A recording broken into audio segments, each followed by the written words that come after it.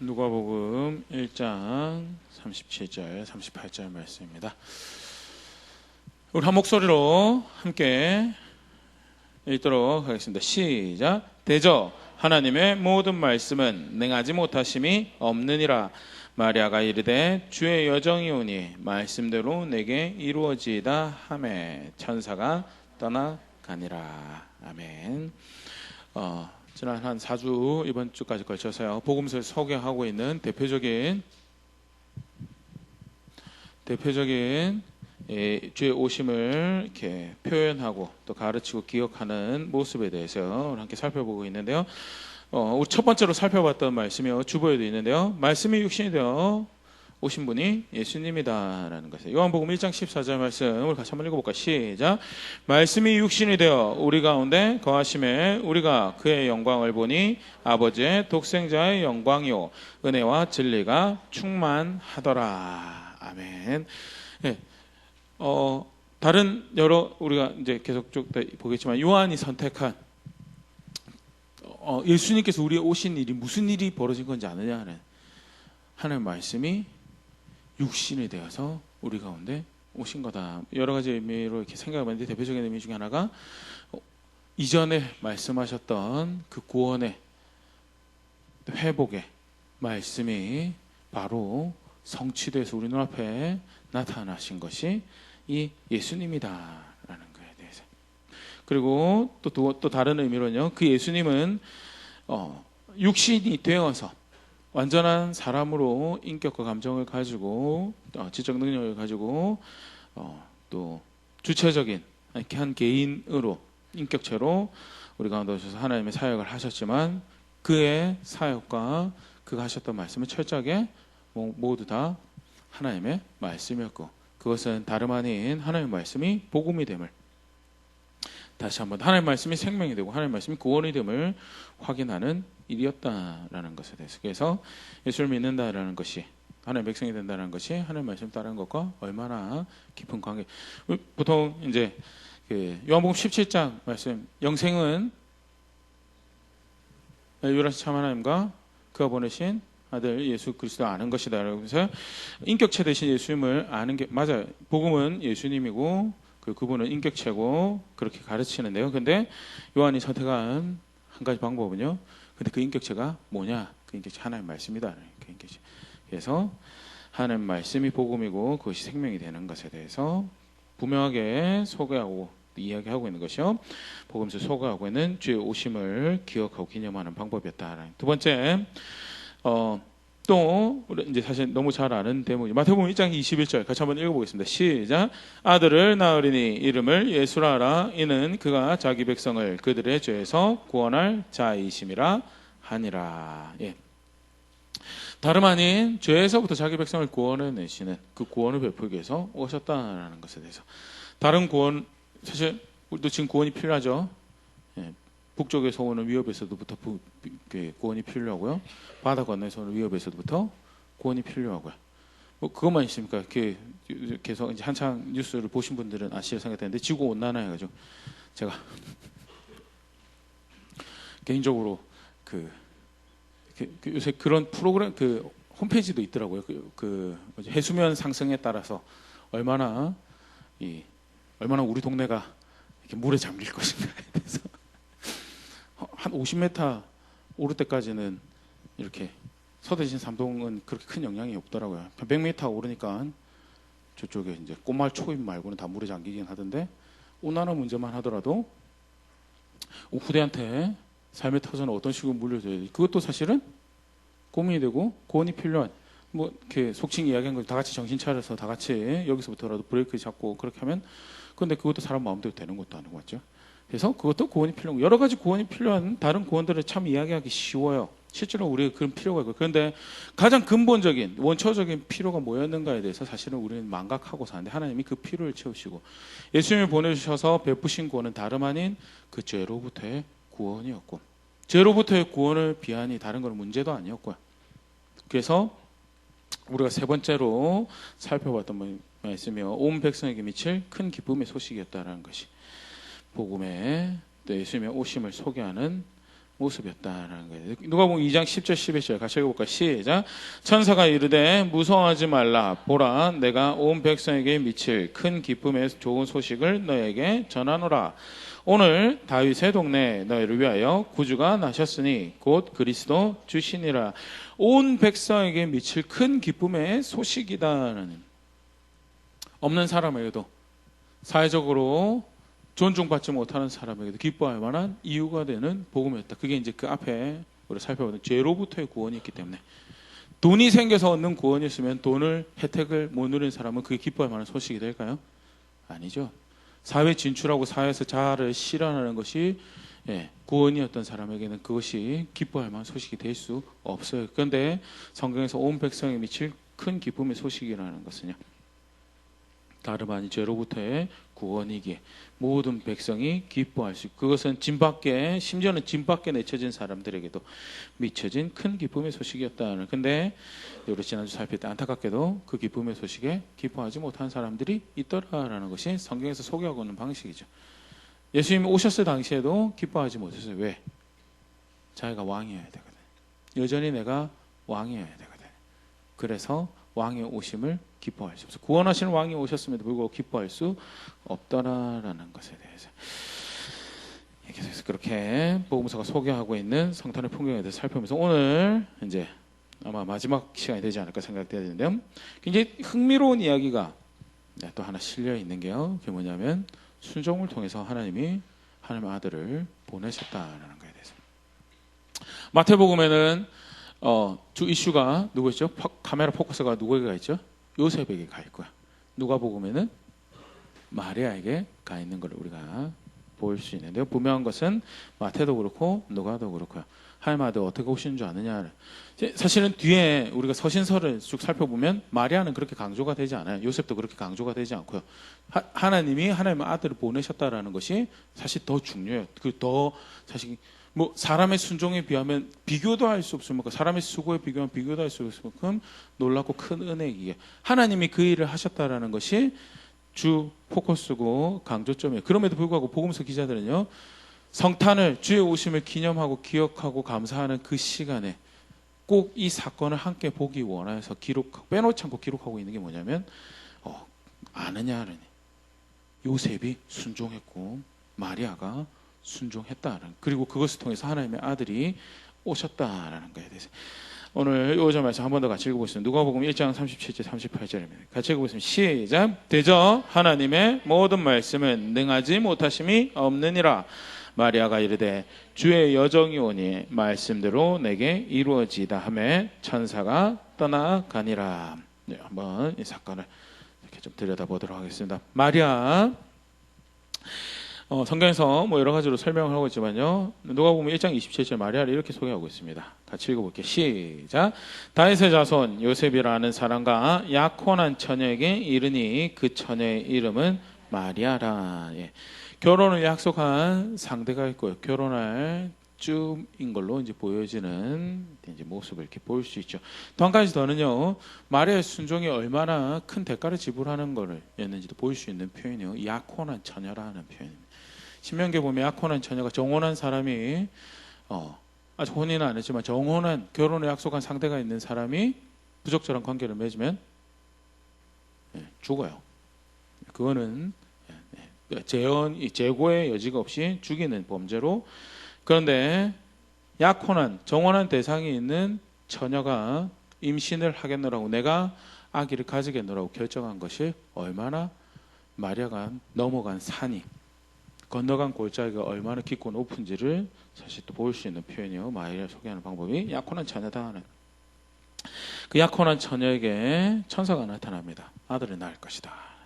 누가복음 1장 31절 33절 제가 읽게요. 보라 네가 잉태하여 아들을 낳으니 그 이름을 예수라 하라. 그가 큰 자가 되고 지극히 높으시니 아들이라 일컬어질 것이요 주 하나님께서 그 조상 다윗의 왕위를 그에게 주시리니 영원히 야곱의 집을 왕으로 다스리실 것이며 그의 나라가 무궁하리라. 하나님 나라를 너를 통해 보내주시는 아들을 통해서 세우실 거고, 다름 아닌 다윗의 왕자, 약속했던 다윗의 나라, 다윗의 왕자가 바로 그를 통해서 펼쳐질 것이다.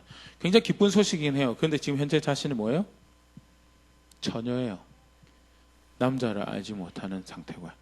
근데 이게 참 흥미로운 이제 고백인데요. 뒤에도 우리 같이 살펴보겠지만 수태고지가 누가 보면 두 번이 연달아서 이렇게 기록이 되죠. 앞에가 요한의 침례 요한이 태어날 것에 대해서 천사가 나타나서 이야기하는 거랑 마리아가 나타나서 이야기를 하는 건데 사가랴는 혹시 어떻게 기억이 나시나요? 요한의 아버지는 어떻게 되죠? 말을 못하게 하죠. 그러면서 하는 말이 네가 믿지 않아서 내가 이렇게 한다라고 이야기하고 마리아는요? 마리아는 믿지 않았던 건 아닌 것 같아요. 그래서 그런 건 아니었는데요. 스스로가 충분하지 않는 그 일에 대해서 충분하지 않는 자임에 대해서 마리아가 이렇게 고백을 합니다. 누가복음 1장 34절 35절 제가 읽을게요. 마리아가 천사에게 말하되 나는 남자를 알지 못하니 어찌 이 일이 있으리까. 천사가 대답하여 이르되 성령이 내게 임하시고 지극히 높으시니 능력이 너를 덮으시리니 이러므로 나실 바 거룩한 이는 하나님의 아들이라 일컬어지리라. 그러니까 사가랴처럼 못 믿어서 어떻게 내가 그 일을 할 수 있습니까? 그거보다는요, 나는 충분하지 않습니다. 나는 그 일을 하기에 충분하지 않습니다. 대표적인 충분하지 않는 요건이 뭐죠? 아들을 낳을 수 있는 현재 내 남편으로 정해진 사람이 저는 없는 사람입니다 라는 거고요. 그리고 여러 가지 사회적 요건으로도 자기가 충분하지 않는 여러 가지 의미를 담고 있는 거죠. 사실 불가능한 일입니다 라는 건데요. 그럼에도 불구하고 마리아의 마음에는요, 자신이 충분하지 않은 거는 있었지만요, 그 사건이 실제로 자기가 벌어질 것에 대해서 이루어질 것에 대해서는 의심이 없었던 것 같고요. 그리고 그때 천사가 좀 전에 읽었던 거죠. 35절에 하나님이 그 일을 하실 것이다 라고 할 때, 그러면서 이제 가브리엘이 했던 이야기가 37절 또 한번 읽어볼게요. 같이 읽어보세요. 시작. 대저 하나님의 모든 말씀은 능하지 못하심이 없느니라. 하나님 하시겠다고 하셨으니까 하나님 하실 거다라고. 그러니까 마리아가 뭐라고 그러죠? 같이 또 읽기 38절 시작. 마리아가 이르되 주의 여정이 오니 말씀대로 내게 이루어지다 하매 천사가 떠나가니라. 자기 충분하지 않지만 하나님께서 하신 일에 내가 기꺼이 나를 내놓게 그래서 말씀대로 내게 하십시오. 약혼한 처녀가 이게 보면 참 제가 개인적으로 설교 준비하면서 참 정말 놀라운 고백은 유대인으로 태어나서 어떤 법 아래 어떤 사회적 구조 안에 시스템 안에 살아가고 있음에 대해서 누구보다 잘 아는 사람인데요. 그래서 저는 환경이 이런데요. 또는 저는 이제 망고 제 입장에서 대입을 해보면 그런데 제가 그렇게 하면 제가 죽을지도 모르는데 무슨 계획을 가지고 저를 인도하실 건데요.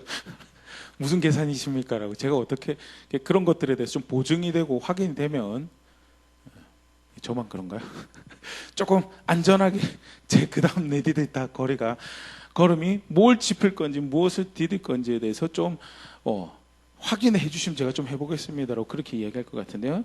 근데 마리아가 훨씬 더 신실했고 의로웠던 그런 사람이었던 것 같아요.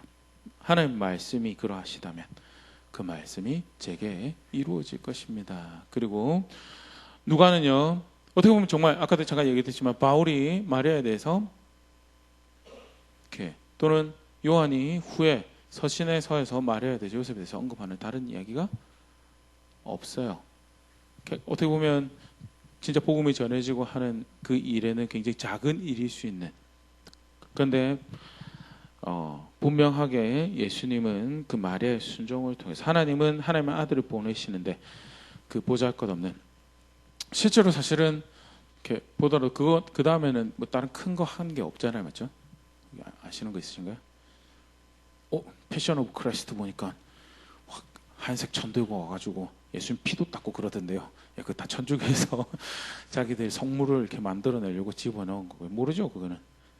분명 마음에 아파했을 부분은 분명히 있을 수 있죠. 그런데 그거 말고는 사실은 없는데요. 그런데 그만큼 사실은 보잘것없는 개인이고 속칭 영어로 하면 노네임이죠.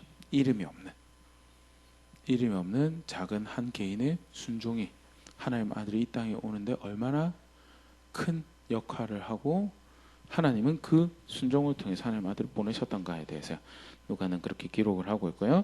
또 요셉의 경우에도 마리아가 이렇게 해서 임신을 합니다. 이제 마리아가 임신을 한 게 이제 요셉은 저는 개인적으로 한 번도 그런 일이 벌어지지 않아서 참 상상이 안 되는 일이긴 한데요. 정혼했던 결혼하기로 약속했던 사람이 임신을 했어요. 근데 자기가 한 게 아니에요.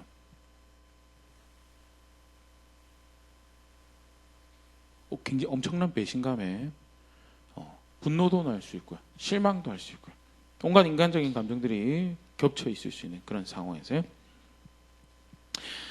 마태복음 1장 18절에서 20절 이렇게 기록을 하고 있습니다. 제가 읽어볼게요. 예수 그리스도의 나심은 이러하니라. 그의 어머니 마리아가 요셉과 약혼하고 동거하기 전에 성령으로 잉태된 것이 나타났더니 그의 남편 요셉은 의로운 사람이라 그를 드러내지 아니하고 가만히 끊고자 하여 이 일을 생각할 때 주의 사자가 현몽하여 이르되 다윗의 자손 요셉아 내 아내 마리아 데려오기를 무서워하지 말라. 그에게 잉태된 자는 성령으로 된 것이라. 알았어요. 그런데 그 안 것에 대해서 사실은 이제 마음이 이렇게 여기서 의롭다라는 표현이 사실은 조금 애매모호해. 뒤에서 보면 이게 의로운 사람인데 범죄한 일에 대해서 사실 정황을 모르는 마리아의 모습은 뭐야? 부정한 여인이죠. 범죄한 여인이고요. 자기 자신을 이렇게 단정함으로 정숙함으로 보호하지 않은 그런 부정한 여인이에요. 의로운 사람이라고 하면 사실은 그것을 만천하에 드러내서 죄를 도말하는 그런 일을 해야 될 것 같은데 좀 표현이 애매모호한데 사실은 저는 개인적으로 이 의롭다는 표현이 그 뒤에 나오는 요셉의 모습을 이제 이렇게 표현한 것이 아닐까 생각되어지고요. 긍휼히 여기서 그 여인을 긍휼히 여기서 그냥 가만히 끊고 소문을 안 내고 그래서 그 여자가 보호받을 수 있도록 그렇게 하려고 했던 것 같아요. 요셉은 19절에 그렇게 되는데 20절에 주의 사자가 천사가 나타나서 이야기하죠. 하나님이 하신 일이다. 데려오기를 두려워하지 말라라고 할 때 요셉이 어떻게 하죠? 요셉이 어떻게 해요? 네, 순종하죠. 데려오라니까 데려온 모양이 되는데 이게 사실 굉장히 이게 요셉이 굉장히 놀라운 대가지불을 한 거거든요. 뱃속에 있는 아기가 누구가 아이인지 몰라요. 물론 천사가 나타나서 그렇다고 하지만 정원한 여자이기도 했지만 일단 자신을 배신당한 것 같고 그럼에도 불구하고 데리고 가라 하니까 하나님 하신 일이니까 어떻게 해요? 데리고 가요. 데리고 가세요. 성경은 이렇게 기록하고 있습니다. 마태복음 1장 24절 25절 함께 읽어볼게요. 시작. 요셉이 잠에서 깨어 일어나 주의 사자의 분부대로 행하여 그 아내를 데려왔으나 아들을 낳기까지 동침하지 아니하더니 낳음의 이름을 예수라 하니라. 아내를 데려왔어요. 그러면 이제 이 마리아는 누구 아내인가요? 자기 아내요. 그런데 요셉이 어떻게 했다고요? 동침하지 않았다라고요.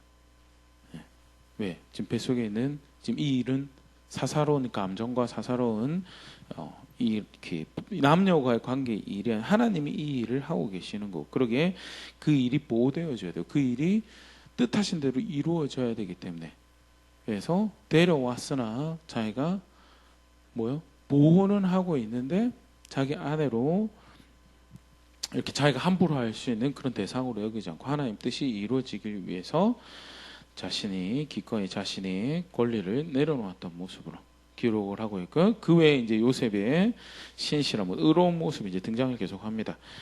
마태복음 2장 13절 15절 말씀 같이 또 읽어볼게요. 시작. 그들이 떠난 후에 주의 사자가 요셉에게 현몽하여 이르되 헤롯이 아기를 찾아 죽이려 하니 일어나 아기와 그의 어머니를 데리고 요셉 애굽으로 피하여 내가 내게 이르기까지 거기 있으라 하시니 14절 요셉이 일어나서 밤에 아기와 그의 어머니를 데리고 애굽으로 떠나가 15절 13절 10 없나요? 15 제가 그러면 읽겠습니다. 15절 헤롯이 죽기까지 거기 있었으니 이는 주께서 선지자를 통하여 말씀하신 바 애굽으로부터 내 아들을 불렀다 함을 이루려 하심이라. 천사가 또 나타나요. 천사가 또 나타나서 이제 아기의 목숨을 노리는 사람이 있다. 왕이 아기의 목숨 노린다고 할 때 도망을 가지고 데리고 도망을 그리고 이집트로 가라고 할 때 이집트로 순종해서 가는 그런 일이 벌어집니다. 사실 그래 목숨이 위험을 받으니까 갈 수 있겠구나 그렇게 생각할 수도 있는데요.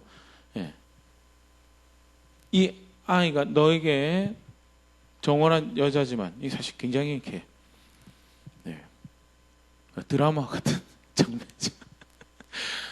자기의 피가 하나도 안 섞였지만 요셉 입장에서는 어떻게 된 거예요? 자기의 정원한 사람을 자기 아내 될 사람 몸을 통해서 하나님이 하나님의 아들을 보내시고 근데 그 여자가 그러면 그 여자가 그렇게 될 것이니 가서 보호하거라 그것도 아니고 데려온다는 말이에요. 자기 아내로 데려오는 거 쉽게 말해서 그 초청은 뭐예요? 네가 그 아이의 아버지가 사실 혹시 기회가 되시면 그런 노래도 한번 찾아보시면 좋을 것 같은데 그 마이클 카트라는 분이 만든 요셉의 노래라는 게 있는데 이 부분을 이제 본인이 묵상을 하면서 곡을 가사를 만들어서 해가지고 어떻게 내가 하나님의 아들의 아버지가 될 수 있습니까라는 이 요셉의 마음에 대해서 이렇게 잔잔하게 이렇게 표현하는 그런 고백들도 묵상하면서 만든 게 사실은 엄청난 일이거든요. 그런데 그 일을 굉장히 신실하게 그래서 아이에게 보호가 필요하다라 할 때 기꺼이 자신의 불편함을 내어놓고 애굽으로 내려가서 그 아이를 보호하고 그 일이 하나님의 말씀하신 것이 이루어질 수 있도록 신실하게 그 일을 행하고요. 그 다음에 그 일만 벌어진 게 아니죠.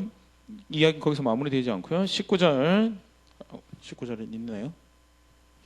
마태복음 2장 19절 제가 읽을게요. 헤롯이 죽은 후에 주의 사자가 애굽에서 요셉에게 현명하여 이르되 20절 일어나 아기와 그 어머니를 데리고 이스라엘 땅으로 가라. 아기의 목숨을 찾던 자들이 죽었느니라 하시니 21절 요셉이 일어나 아기와 그 어머니를 데리고 이스라엘 땅으로 들어가니라. 22절 그러나 아켈라오가 그의 아버지 헤롯을 이어 유대의 임금됨을 듣고 거기로 가기를 무서워하더니 꿈의 지시함을 받아 갈릴리 지방으로 떠나가. 23절 나사렛이란 동네에 가서 사니 이는 선지자로 하신 말씀에 나사렛 사람이라 칭하리라 하심을 이루려 함이러라. 또 돌아가라고 하니까 어떻게 해요? 돌아가서 근데 현재 자기가 있던 지역으로 돌아가면 헤롯의 영향력에 있을 수 있으니까 북쪽으로 나사렛이라는 동네로 가서 거기서 아기를 키울 것을. 근데 그 모든 것이 하나님 계획 가운데 있던 것이고 요셉은 그 일에 신실하게 순종하여서 하나님 뜻이 이루어지는데 기꺼이 자신을 드렸다라고. 그리고 요셉은 그 다음에 이야기가 등장하지도 않죠. 정말 어떻게 보면 아까도 얘기했지만 노네임이에요. 시골 마을의 작디 작은 한 사람의 이야기인데 마태는 그것을 놓치지 않고 기록을 하면서 하나님의 아들이 오시는 일에 이 남자가 어떤 일을 한 줄 아느냐. 하나님의 아들을 보내시는 그 구원의 기쁜 일이 벌어지는 그 순간에 이 작은 사람의 순종이 어떤 일을 한 줄 아느냐. 아이의 엄마를 보호하고 아기를 보호하고 하나님 말씀하신 것이 이루어지도록 나사렛 사람이 되도록 그 일을 하는 것을 신실하게 진실되게 자신을 들여서 아이의 아버지로 수고할 일을 하였다라는 거예요. 그렇게 초청하신 일에 순종하여서 기꺼이 그 짐을 지고 그 책임을 맡음으로 하나님의 아들이 오실 수 있도록 그렇게 해서 우리의 구원이 되실 수 있는 그 일을 할 때 그 요소가 포함이 되어 있었고 하나님은 하나님 일을 하실 때 여자의 몸에서도 아기를 태어나게 할 수 있으면 제가 지난번에 몇 번 이야기 들었던 것 같아요. 제주도 가면 삼성혈이라는 데가 있거든요. 혹시 아시나요? 저도 가봤었는지 안 가봤었는지 기억이 없는 한번 아무튼 제가 이제 전래동화 같은 거 옛날에 좀 이렇게 찾아보다 보면 삼성혈이 아시나요 혹시? 세 가지 성씨를 가진 위인이 태어난 구멍이다라는 게 삼성혈이에요. 구멍 세 개가 있거든요. 그래서 제주도에 있는 세 가지 성씨의 시조들이 그 구멍에서 나왔다라고 해요. 하나님이 여자의 몸을 통해서 아기를 낳을 수 있으면요. 왜 그러고 못할까요? 맞죠? 알에서도 태어날 수 있고요. 황새가 물어다 줄 수도 있고요. 갖가지 기이한 일들로 많은 것들을 하실 수 있는 분인데 부름에도 불구하고요. 하나님은 순종하는 하나님 백성을 통해서 하나님 영광을 나타내시고 하나님 구원을 이루어 가시더라라는 것이요. 주의 오심을 기록하고 있는 그것이 어떤 의미를 가지고 어떻게 우리의 구원이 미쳐지는가를 기록하면 하나님 말씀이 그걸 그렇게 보여주고 있더라. 네, 설교 준비하면서도 그렇지만요. 사실 천사가 나타나면 저도 그렇게 할 수 있습니다. 제 앞에 바다도 좀 갈라지고 만나도 좀 떨어지고 천사 나타나서 이야기해 주시면 또는 뭐가 있을까요? 벽에 손이 나와가지고 글자를 막 쓰고 이러면 저도 할 수 있을 것 같습니다라고 그렇게 생각할 수 있어요. 그런데 누가는 그렇게 하지 않는다라는, 그게 사람이다라는 것을 사가랴의 경우를 통해서 보여주고 있죠. 누가복음 1장 18절 20절 제가 한번 읽을게요. 사가랴가 천사에게 이르되 내가 이것을 어떻게 알리오? 내가 늙고 아내도 나이가 많으니이다. 나는 할 수 없습니다라는 거죠. 이거는 나는 할 수 없습니다. 19절 천사가 대답하여 이르되 나는 하나님 앞에 서 있는 가브리엘이라. 이 좋은 소식을 전하여 내게 말하라고 보내심을 바라노라. 내가 하는 말인 줄 아느냐는, 하나님이 하는 말은 나는 전달하고, 네가 지금 하나님 말씀 앞에서 하는 자세가 뭔지 보라라는 거죠. 간접적으로는 20절 보라, 이 일이 되기는 날까지 네가 말 못하는 자가 되어 능히 말을 못하리니 이는 네가 내 말을 믿지 아니함이거니와 때가 되면 내 말이 이루어지리라 하더라 하면서요. 사가랴가 분명한 사인을 받습니다. 자기가 말을 못하는 걸로. 근데 그건 동시에 뭐죠? 불순종에 대한, 합당하지 않은 자세에 대한 처벌. 사가랴는 천사 못 봤냐고. 천사 봤어요. 사가랴가 누구지 혹시 기억을 한번 상기. 이제 뭐 하던 환경이에요? 뭐 하던 장소예요? 예, 제사장이 예배하고, 제사장이 뭐 하는 사람이죠? 하나님 법을 관리하고요. 하나님 법을 이게 기준입니다라고, 이게 정한 거고 부정하고 이게 거룩한 겁니다라고 이야기하는 기준을 가지고 대를 거듭해서 그것을 받아서 관리하며 배우고 학습하고 아는, 다르게 표현하면요, 하나님 말씀을 누구보다도 잘 알고 있던 사람이고 그 사람에게 천사까지 나타나서 이게 하나님 말씀이다라고 이야기하는데 저는 나이가 많아서 못하겠습니다. 천사가 나타나서 할 수 있었던 것이 아니고요. 기본적인 삶의 자세가, 하나님 말씀에 향한 자세가 어떠했는가를 사실은 볼 수 있는 모습이고요. 개인적으로 이렇게 보다 보니까 생각나는 사람이 한 분 있더라고요. 모세 가시덤불에 나타났죠. 가시덤불 나타났는데 가라는 말에 하나님이 가라, 내가 너를 통해서 구원을 베푸겠다라고 할 때 뭐라고 그러죠? 나는 못합니다. 나는 못합니다. 그 교묘한 아주 지혜로운 모세의 표현이 당신이 누구긴 내가 누구건데 저는 능력이 없어서, 저는 입이 짧아서, 결국 마지막에 본색을 드러내죠. 할 만한 사람하고 하십시오. 가시덤불에 불이 붙었는데 타서 소멸되지 않는 그런 기적을 보고도요, 순종할 마음이 없으면요 못하는 거고요. 천사가 나타나서, 심지어는 그 천사가 야 내가 하나님 앞에 서는 가브리엘이라고 이야기해도요 안 되는 거는 안 되는 게 그게 사람의 모습이고요. 반대로 요셉이 그러면 순종할 수 있었던 것이 뭐냐? 기본적인 그의 자세가. 그래서 아까도 우리가 봤지만요, 그는 의로운 사람이다라고 평가받았던 것이요. 의롭다라는 것이, 의라는 게 뭐죠? 법의 기준에 충족되는 합당한 것을 의라고 그러죠. 하나님 말씀을 따라 살려고 하는 것이, 기본적으로 그렇게 순종해 보려고 하는 것이 굉장히 익숙하고 그것이 삶의 걸음걸음에 구현되기 시작했던 그런 사람인 것에 대해서 하나님은요 그런 사람을 통해, 하나님 백성의 순종을 통해서 하나님의 아들을 보내시더라라는 것에 대해서. 근데 하나님 아들 보내는 그 사건만 성경에서 하나님이 하나님 백성과 함께 하더라 그렇게 가르치고 있지 않죠. 사실 너무나 큰 성경의 주제이기도 한, 하나님은요 사람을 하나님의 형상으로 만드셨다라는 거죠. 처음부터 하나님은 사람을 통해서, 만들어진 사람을 통해서, 저를 통해서요, 여기 앉아 계신 성도님들 통해서, 우리를 통해서 하나님이 어떠한 분이신지를 나타낼 계획을 가지고 우리를 만드셨다라는 것이. 그리고 실제로 그 일이, 그 계획이, 그 뜻이, 그 목적을 이루어가더라라는 것이 성경의 역사죠. 창세기 1장 27절 28절 같이 읽어볼게요. 시작. 하나님이 자기 형상 곧 하나님의 형상대로 사람을 창조하시되 남자와 여자를 창조하시고 28절 하나님이 그들에게 복을 주시며 하나님이 그들에게 이르시되 생육하고 번성하여 땅에 충만하라 땅을 정복하라 바다의 물고기와 하늘의 새와 땅에 움직이는 모든 생물을 다스리라 하시니라. 다스리시는 하나님이 분명히 계심에도 불구하고 하나님 형상이라는 것을 만들어서 다스리시는 하나님의 뜻을 하나님 계획을 하나님 목적을 펼쳐내갈 계획으로 하나님 형상이라는 걸 만드셨고 그게 누구라고요? 그게 나라는 게 그게 사람이고 그게 우리라라는 게 하나님이 그 계획 가운데 하나님의 뜻을 신실하게 펼쳐가시죠. 망가뜨렸습니다. 죄로 인해서. 그게 형상으로 만들어서 하나님 형상을 나타내는데 뭘 선택했죠? 욕구대로 해보겠다라고요. 내가 원하는 대로 해보겠다. 엄청난 반역이죠. 내 존재의 목적을 부정하는 행위고요. 그래서 마음대로 살아가는 게요. 욕심대로 살아가는 게 세속에 흘러간 대로 자신을 내버려 두는 게 얼마나 큰 심각한 범죄인가에 대해서도 다시 볼 수 있는 신학적 주제가요. 하나님의 형상으로 사람을 만들었다라는 것.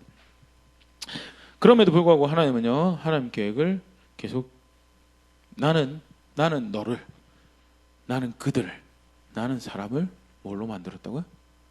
하나님 형상. 그래서 나는 하나님 계획하신 게 뭐예요? 나는 저들을 통해서 내가 누군지 나타낼 거다. 궁극적으로 우리의 구원은 그래서 무슨 구원이었죠? 망가진 하나님 형상이 본래 돌아와야 하나님 형상으로 돌아올 수 있는 기회를 주신 것이 그게 예수님을 통한 구원이었죠. 로마서 8장 29절에 이렇게 표현하고 있습니다. 제가 읽을게요. 하나님이 미리 아신 자들을 또한 그 아들의 형상을 본받게 하기 위하여 미리 정하셨으니 이는 그로 많은 형제 중에서 맏아들이 되게 하려 하심이니라. 미리 아신 자들을 구원하기로 선택하신 자들을 뭘 위해서 정했냐고요. 하나님 그 아들의 형상을 본받게 하기 위해서요. 아들이 누구죠? 예수님이죠. 예수님은 누구 형상이죠? 하나님의 형상이고요. 아들의 형상을 본받는다는 것은 하나님 형상을 나타내는 하나님 형상을 드러내는 그런 존재로 삼기 위해서 미리 정하셨고 그 일을 위해서 하나님의 아들 예수님을 맏아들이 되기 위해서 우리에게 구원을 베푸셨다라는 것이 바울이 확인하고 있는 우리 구원의 또 다른 모습이고요. 우리는 하나님 형상으로 살아갈 것을 망각하고 잊어버릴 수 있지만요. 하나님은 나는 잊어버린 적이 없다라는 게 성경에서 확인하고 있죠. 나는 잊어버린 적이 없다. 에베소 1장 우리가 잘 아는 말씀이죠. 3절에서 6절 그래서 우리 구원을 이렇게 표현하고 있죠. 3절부터 우리 같이 한번 큰 목소리 읽어보겠습니다. 시작. 찬송하리로다 하나님 곧 우리 주 예수 그리스도의 아버지께서 그리스도 안에서 하늘에 속한 모든 신령한 복을 우리에게 주시되 곧 창세전에 그리스도 안에서 우리를 택하사 우리로 사랑 안에서 그 앞에 거룩하고 흠이 없게 하시려고 5절 그 기쁘신 뜻대로 우리를 예정하사 예수 그리스도로 말미암아 자기의 아들들이 되게 하셨으니 6절 이는 그의 사랑하신 자 안에서 우리에게 거저 주시는 바 그 은혜의 영광을 찬송하게 하려는 것이라. 하나님의 형상을 하나님을 나타내는 하나님이 어떠하심을 나타내는 그런 존재로 살아가게 하시는 그 구원을 베푸셨고 그 일을 위해서 3절 뭐라고요? 하늘에 속한 모든 신령한 복을 우리에게 주셨고 창세전부터 계획하신 그 뜻을 자신의 아들 안에서 이루어서 하나님 계획이 그 일을 이루어 가신 거예요. 하나님 계획이. 그래서 어떤 존재로 만드셨다고요? 하나님 영광을 나타낼 존재로 만드셨다는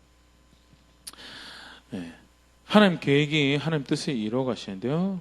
궁극적으로 그것을 이루어 가실 때 순종하는 사람을 통해서 이루어 가시더라는 사실 너무 우리 잘 아는 모습이지만 그래도 한 번 더 같이 보면요. 모세가 홍해를 가를 때 장면입니다. 우리를 구원하셔서 백성들은 모세에게 부르짖고 모세는 하나님한테 부르짖어요. 이를 어찌합니까? 굉장히 재밌습니다. 15절 출애굽기 14장 15절 같이 읽어볼게요. 시작. 여호와께서 모세에게 이르시되 너는 어찌하여 내게 부르짖느냐 이스라엘 자손에게 명령하여 앞으로 나아가게 하고 재밌지 않나요? 이렇게 설교 준비하면서 다시 이렇게 유머다. 살려주세요. 도와주세요. 이 일을 어찌합니까? 라고 하는데 하나님 뭐라고 그러세요? 지금 그거 할 때가 아니다라는 거죠. 그거 할 때가 아니라는 뭐 어째요 나한테 부르짖느냐. 네가 가서 할 거 하라. 네가 가서 할 거. 뭐 하라라고 이야기를 해주십니다. 16절 같이 읽을게요. 시작. 지팡이를 들고 손을 바다 위로 내밀어 그것이 갈라지게 하라. 이스라엘 자손이 바다 가운데서 마른 땅으로 행하리라. 백성에게 명령하고 그래서 나아가도록 하고 그리고 너는 가서 지팡이 들고 바다 위에 손을 내밀어서 그걸로 갈라지게 하라. 22절 성경은 이렇게 표현하고 있습니다. 같이 읽어볼게요. 시작. 모세가 바다 위로 손을 내밀어 여호와께서 큰 동풍이 밤새도록 바닷물을 물러나게 하시니 물이 갈라져 바다가 마른 땅이 된지라. 예. 예. 바다를 누가 갈랐다고요? 예? 바다 누가 갈랐어요? 하나님 가르쳤죠. 손을 내민 거는요? 모세. 그럼 사람 누구 보고 열광할까? 모세 보고 열광하겠죠. 근데 물을 열심히 치우신 거예요. 성경 표현은 거예요. 밤새도록 하나님이 물을 물러가게 했다. 우리 같이 일하시진 않겠지만 물 물러가게 하신다고 밤새도록 뭐 제 식으로 하면 불기도 하시고 막 닦아내기도 하시고 맞죠? 치우기도 하시고 밤새도록 누가 일했다고요? 하나님이 일했다고. 근데 박수는 누가 받아요? 예, 모세가 받고요. 모세가 근데 모세는 알아요. 자기가 안 한 거를. 맞죠? 근데 이 하나님이 이렇게 하시더라는 거예요. 정말 놀라운 일. 왜? 뭐 때문에? 하나님 뜻을 정하신 게요. 하나님의 형상을 통해서 나는 내가 누구인지를 나타내겠다. 사람을 통해서 내 형상을 나타내도록 만들어진 그들을 통해서 나는 나를 나타내겠다라고 계획하신 것이 세상이 만들어질 때 세상이 만들어질 때 정하신 바고요. 그렇기 때문에 모세가 그토록 안 하겠다 하지만 끄집어내서 그 일을 하도록 하시고 그 순종하는 모세를 통해서 하나님이 그 일을 반대로 그렇기 때문에 순종 안 한 게요. 두드리라고 명령하라고 했는데 두드리는 게요. 엄청난 범죄죠. 사실 우리가 볼 때는 그 두드리나 명령하나 물만 내면 되는 거 아닙니까? 물 냈잖아요. 근데 하나님 입장에서는요. 하나님이 어떤 분이신지를 나타내기 위해서 명령대로 해야 되는 사람이 강하고 지 맘대로 해요. 그러면 엄청난 문제가 하나님이 하나님 되시는 것을 나타낼 수 없는 기회가 되는 거고요. 엘리야 갈멜산에서 불을 내리는데요. 불을 내리면서 엘리야가 했던 이야기 너무 잘 아시는 거지만 그래도 같이 한번 읽어보겠습니다. 36절 열왕기상 18장 36절입니다. 시작. 저녁 소재 드릴 때 이르러 선지자 엘리야가 나아가서 말하되 아브라함과 이삭과 이스라엘의 하나님 여호와여 주께서 이스라엘 중에서 하나님이신 것과 내가 주의 종인 것과 내가 주의 말씀대로 이 모든 일을 행하는 것을 오늘 알게 하옵소서. 뭘로 이 일을 하고 있다고요? 하나님 말씀. 엘리야의 용기가 아니었어요. 엘리야의 물론 그것을 순종하는 담대함도 필요하죠. 하지만 저희 일을 계획하고 저지르는 담대함은 엘리야의 것이 아니었어요. 우리 속칭 보면 저는 예전에 이렇게 성경 볼 때 그런 생각도 좀 했거든요. 아니 바울 아시아 선지자 성경 선지자 앞에 갖다 놓고 800명, 850명 갖다 놓고 앞에 깐죽거리고 맞죠? 할 수 있을 거죠. 물도 끼얹고 하는 게 사람의 객기처럼 보이지 않나요? 그런 생각들 저는 어릴 때 말씀 보면서 이렇게 근데 그게 뭐 엘리야의 계기가 아니고요. 뭐라고요? 하나님이 말씀하시고 지금 그만큼 하나님은 확실하게 이 일을 하시고 계시는 분이신 것에 대해서 37절 같이 읽어보겠습니다. 시작. 여호와여 내게 응답하옵소서. 내게 응답하옵소서. 이 백성에게 주 여호와는 하나님이신 것과 주는 그들의 마음을 되돌이키심을 알게 하옵소서. 아멘. 그래서 하나님이 하나님의 일을 하시는 것이요. 무엇보다도 중요하고 필요한 일이었고 내가 내 계획을 쫓아서 내 목적을 쫓아서 하는 일이 아님을 하나님이 이 일을 하고 계시는 것을 알게 해달라고. 나는 뭐예요? 나는 순종한 거다라는 게. 나는 순종한 거다라는데 근데 보통 기억할 때 불 내린 갈멜산 불 내린 엘리야로 기억을 하죠. 하나님이 순종하는 한 백성한테 순종하는 엘리야를 통해서 놀라운 일을 행하시고요. 하나님의 영광을 나타내시고 다시 한번 하나님의 백성 초청하신 것에 대해서 하나님은 순종하는 백성을 통해서 순종하는 사람을 통해서 하나님 일을 행하시더라. 하나님의 영광을 나타내시더라. 오늘 우리 함께 살펴본 마리아 요셉 이야기도 사실은 그 큰 주제 안에 한 부분이죠. 그런데 심지어는 하나님 아들을 보내시는 그 사건에서도 하나님은 그렇게 일을 하시더라는 기대가 있어야 될 것이고, 또 진정 내 존재의 의미를 내 존재의 의미, 내 생애, 내 삶의 의미에 가장 충실하게 사는 게 무엇인가라는 부분에서도요 절대 간과할 수 없는 주제가 하나님은 순종한 하나님 사람을 통해서 하나님 일을 하시더라라는 것에 대해서. 그러면 이제 마지막으로 간단하게 하나 살펴보고 마무리하는데, 왜 그러면 굳이 순종을 통해서 그 일을 하시는가에 대해서 아까 잠깐 이렇게 얘기 드렸었는데요. 능력이 부족함이 없으신 분이세요. 능력이 부족함이 없으신 분이시고요. 왜 순종을 통해서 그렇게 하시는가? 혹시 하나님은 하나님의 백성에게 무거운 짐을 맡기시고 그것을 기뻐하시는, 우리가 순종하게 한다고 고생하는 그 일을 이렇게 보시면서 즐거워하시고 기뻐하시는 그런 분이신가? 아무도 그렇게 생각하신 분은 없으리라 생각하지만요, 성경에서 하나님은 어떤 분이시냐고 이렇게 밝히고 있냐면 마태복음 11장 28절 29절 같이 한번 읽어보겠습니다. 시작. 수고하고 무거운 짐진 자들아 다 내게로 오라. 내가 너희를 쉬게 하리라. 29절. 나는 마음이 온유하고 겸손하니 나의 멍에를 메고 내게 배우라. 그리하면 너희 마음이 쉼을 얻으리니. 삶의 무게에 무거운 짐들이 참 많죠.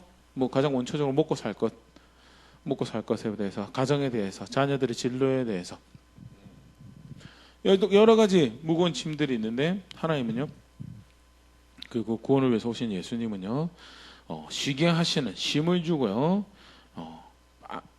안녕을 주고 평안을 주고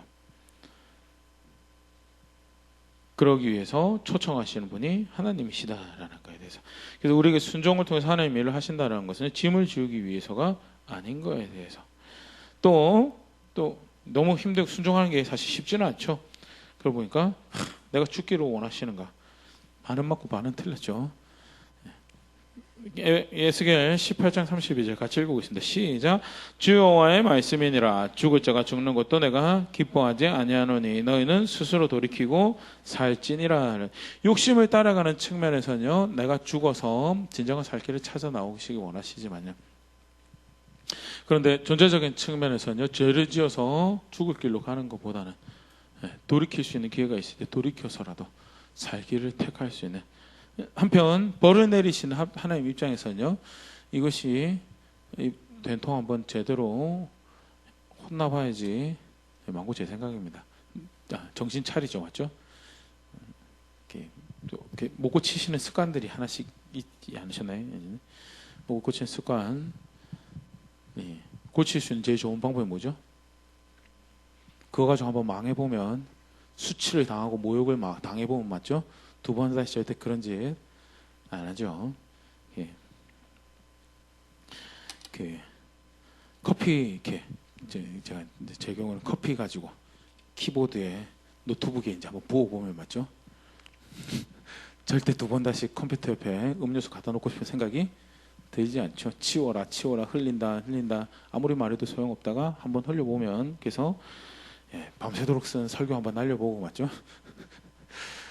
페이퍼 날려보고 그러면 정신. 근데 아니에요. 하나님은요, 죽을 자가 죽는 것도 내가 기뻐하지 않는다라고.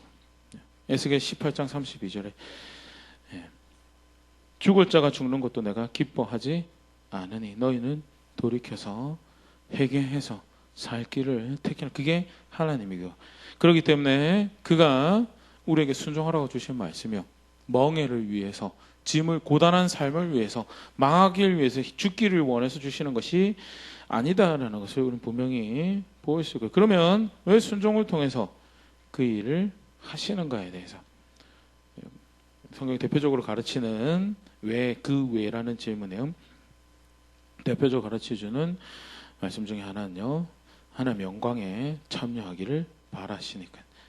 하나님 형상으로 만들어진 존재가 그 존재에 충실하게 살아서 그 하나님의 영광을 함께 누리는 그 영광에 참여할 자가 되기 원하시기 때문에요. 하나님은 그 순종을 통해서 하나님의 영광을 나타내는 존재가 되길 바라신다는. 베드로전서 몇 가지 말씀을 함께 볼 텐데, 베드로전서 5장 1절에서 4절 같이 한번 읽어보겠습니다. 베드로가 장로들을 권하는 이야기인데, 같이 읽기 시작.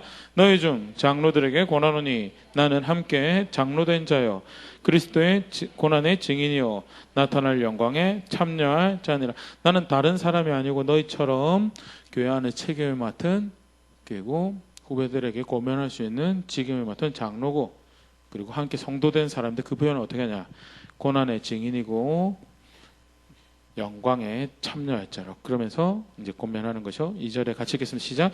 너희 중에 있는 하나님의 양무리를 치되 억지로 하지 말고 하나님의 뜻에 따라 자원함으로 하며 더러운 이득을 위하여 하지 말고 기꺼이 하며.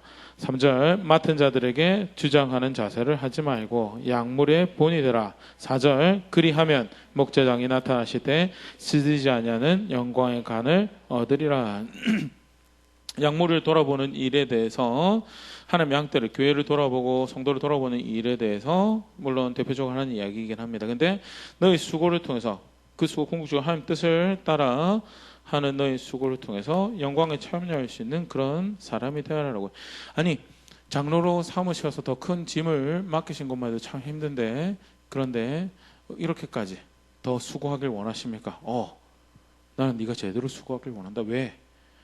그렇게 해서 주인이 다시 오실 때 그 영광에 함께 기뻐할 수 있는 사람이 되기 원하니까. 왜 순종함으로, 하나님 말씀에 순종, 하나님 뜻에 순종함으로 수고할 것에 대해서 권면하고 가르치고 그것이 진정한 가치 있는 것이라고 명령하는가? 나중에 취할, 현재도 사실 마찬가지입니다. 나중에 나타날 하나님의 영광에 내가 참여하는 그런 사람이 되기 원한다는. 베드로전서 4장 13절도 비슷한 이야기를 하고 있는데, 같이 읽어볼게요. 시작. 오히려 너희가 그리스도의 고난에 참여하는 것으로 즐거워하라. 이는 그의 영광을 나타내실 때 너희로 즐거워하고 기뻐하게 하려 함이라. 하나님의 영광이 나타날 때요, 기뻐하고 즐거워하는 그런 존재가 되기 원해서, 그 영광에, 하나님의 영광이 나타날 때요, 기뻐하지 못하는 사람들이 분명히 있죠. 주에 오실 때 기뻐하지 못하는 사람들이 분명히 있어요. 어떤 사람들이 기뻐하지 못한다 그래요? 나름대로 열심히 수고한다라고, 나름대로 열심히 한다라고 했는데 다 태워질 공적이라서. 고린도 교회 바울이 이야기하는 거. 다 지 맘대로 해가지고 다 태워질 공적이라서 그가 나타나실 때 보니까 그전에는 자기 스스로 막 속이고 그래도 나 이 정도면 괜찮은 성도지, 성정포가 꽤 준수한 성도지라고 했는데, 그날에 보니 바울 표현이 그렇습니다. 불 가운데 받는 구원이라고. 사실 이제 굉장히 좀 예민한 본문이긴 하지만요, 그런 사람들이 일단은 주가 영광으로 나타나실 것에 대해서 별로 반갑지 않겠죠. 두 번째는요, 아예 그 하나님의 영광과 상관없이 살아갔던 사람들이고, 그 복음과 그 목적과 뜻과 상관없이 살아갔던 사람들요, 즐거워 기뻐하지 못할 거고, 오히려 그것을 기쁨으로, 즐거움으로 기다릴 수 있는 사람들은요, 그러면 그 사람들은요, 그의 말씀에 순종해서 걸음걸음 거기에 가치를 부여하고 존중하고 실제로 삶을 하나하나 내려본 사람들만 그것을 기뻐할 수 있는 거고요. 베드로는요, 모든 주의 백성이 그렇게 순종함으로 그리스도의 고난에, 아버지 말씀에 순종해서 고난을 받으셨던 그 그리스도의 고난에 참여함으로, 하나님 말씀에 순종해서 고난을 받는 자리에 참여해서 영광을 함께 누리는 성도가, 그런 하나님 백성이 되기를 원해서 권면하고 있고요. 그게 수고하고 땀 흘리는, 순종하는 목적이죠. 베드로서 1장 4절에도 이렇게 표현하고 있습니다. 같이 읽어보겠습니다. 시작. 이로써 그 보배롭고 지극히 큰 약속을 우리에게 주사 이 약속으로 말미암아 너희가 정욕 때문에 세상에서 썩어질 것을 피하여 신성한 성품에 참여한 자가 되게 하려 하셨느니라. 정욕 때문에 세상에 썩어질 것을 피하고 신성한 성품에 참여하는, 하나님 영광에 참여하는 그런 사람들. 우리의 성품이 선해서 뭔가 선을 보여주고요, 우리의 성품이 뭔가 우수해서, 그러면 결국 뭐 보여준 거예요? 내 거 보여준 거거든요, 내 거. 그런데 우리가 순종해서 순종해서 보여주는 거면요. 누구 거 보여주는 거죠? 하나님 거 보여주는 거예요. 그래서 정력대로 따라가는 삶, 내가 원하는 거 따라가는 삶 피하고 순종을 통해서 하나님의 성품에 참여하는 사람이 되고, 그것이 성도가 살아갈 바에 대해서. 왜 순종하냐고요? 영광에 참여하는 자가 본래 만들어진 그 목적에 충실해서 영광에 참여하는 자가 되게 하기 위해서요. 다른 길이 없냐고요? 다른 길이 없다라는 게 성경에서 가르치는 거죠. 요한복음 14장 6절 같이 읽어보겠습니다. 시작. 예수께서 이르시되 내가 곧 길이요 진리요 생명이니 나로 말미암지 않고는 아버지께로 올 자가 없느니라. 길이신 예수님, 말씀이신 그 예수님이 유일한 길이고요. 그 길 말고는 다른 방법이 없고요. 그가 말씀에 순종해서 고난받고 수고하고 짐진 것처럼 그렇게 순종해서 짐지는 것 말고는 다른 방법이 없더라. 왜 순종을 통해? 왜 굳이 순종을 통해서? 그것이 가장 가치 있고 그것이 가장 분명한 길이기. 예수님이 보여주던 본도 사실 그런 모습이기 때문에 그 길 말고는 다른 것이 없다라는 것이 우리 성경에서 볼 수 있는, 확인할 수 있는 모습이고요. 간단한 이야기입니다. 나는 어떻게 보면 탄생 기사에서 이렇게 굉장히 작게 이렇게 예고편처럼 또 지나갈 수 있는 그런 장면이 아닐까 생각해요. 근데 분명한 것은 성경 그것을 기록을 해서요. 해마다 이 시기에 탄생 기사를 다시 읽는 하나님 백성들이 예수님 어떻게 오신 줄 압니까? 예수님 어떻게 오신 줄 압니까? 순종하는 마리아 통해서 왔고 순종한 요셉 통해서 보호받고 그렇게 하나님 사역을 할 수 있도록 이 땅에 오셨다라는 것에 대해서 굉장히 놀라운 초청이죠. 그래서 너희는 어떻게 할래? 라는 질문이 다시 또 던져지는 말씀이 오늘 본문이죠. 우리 예수님께서 오심을 그렇게 환영하고 맞이했던 것처럼 또 주의 오심을 기다리는 우리의 자리가, 주의 오심을 기다리는 하루하루의 걸음이 어떻게 걸어가며 주를 기다리고 환영하고 맞이해야 될까에 대해서 순종하는 것을 통해서 하나님의 영광을 드러내며 그렇게 주의 오심을 기대하고 기다리는 것이, 그게 하나님 백성이 우리가 걸어갈 모습이고, 그것이 다르게 표현하면요, 그게 믿는 거죠. 그게 믿는 겁니다. 마리아랑 사가랴만 비교를 해도요, 사가랴는 뭐가 못 믿은 거예요? 말씀이니까 그게 그렇게 될 것입니다라고 하지 못한 게 이게 못 믿은 거고요. 마리아는 뭐가 믿은 거예요? 나는 충분하지 않지만 말씀대로 내게 이루어질지어다라고 한 게 그게 믿음이고요. 그래서 2019년 우리 주의 오심을 기념하는, 기억하고 감사하는 이 마지막 이 주간에요, 말씀 같이 한번 기억하며 돌아볼 수 있으면 좋을 것 같습니다.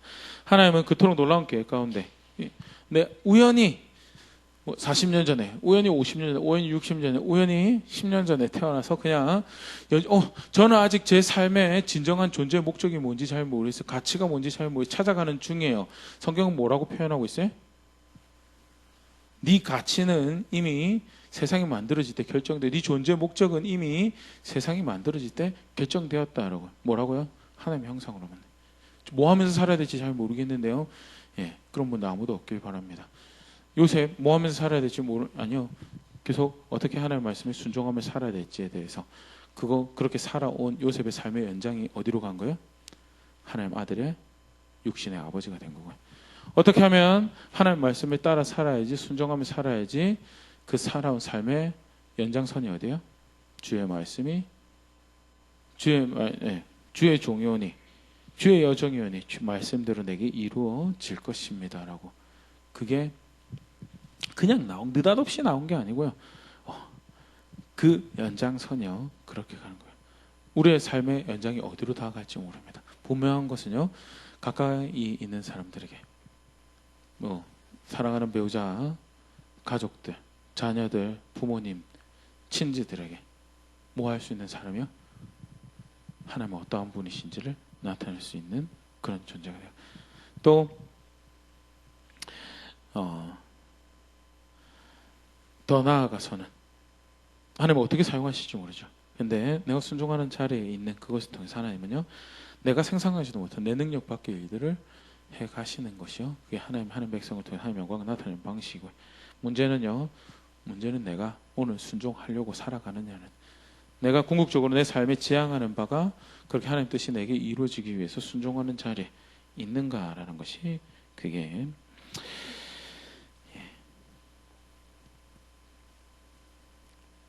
우리의 관건이고요. 우리가 고민해야 될 이슈죠. 이 말씀 그렇게 함께 다시 돌아볼 수 있으면 좋을 것 같고요.